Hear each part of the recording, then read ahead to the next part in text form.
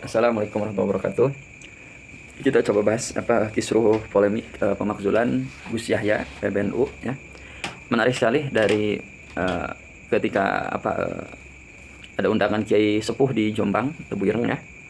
Beliau suriah daripada Nahdlatul Ulama Ki Haji Muhammad Nuh bilang tidak perlu ada islah ya.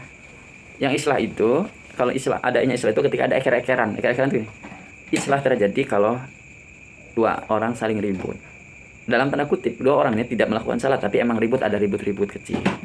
Tapi yang terjadi di sini, menurut pemahaman Rois Am dan Suriah dan lain-lain, ya, bahwasanya yang terjadi itu adalah nggak ada ribut, tapi sedang memberi hukuman kepada pelanggaran yang dilakukan oleh Gus Yahya.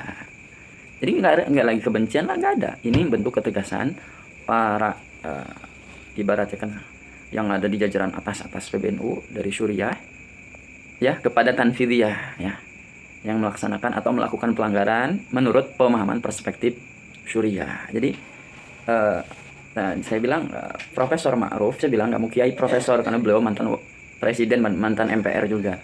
Jadi posisinya ya bukan kiai waskito. Beliau bilang panjenengan bukan kiai waskito, bukan Syekh Khalil Bangkalan Madura, bukan.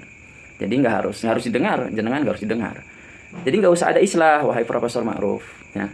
Islah itu kalau dua orang yang tidak bersalah saling ribut.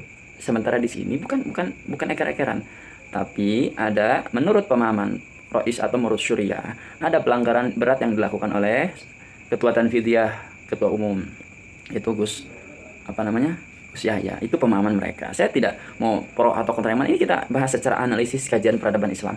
Karena nanti 10 tahun kemudian ini menjadi catatan sejarah.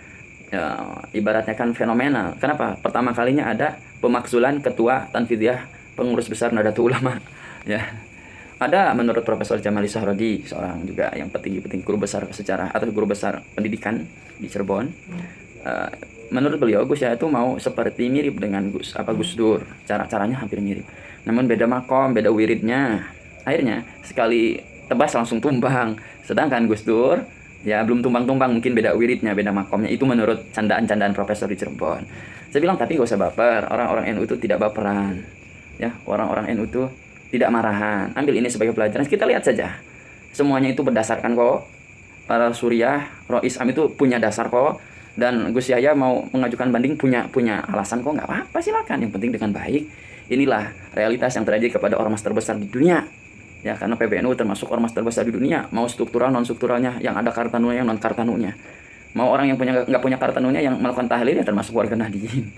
Jadi gak usah dibawa repot ya, kita lihat saja, mudah-mudahan para ulama kesepuhan kita ya terus menjaga kita, doakan kita. Terima kasih dari saya,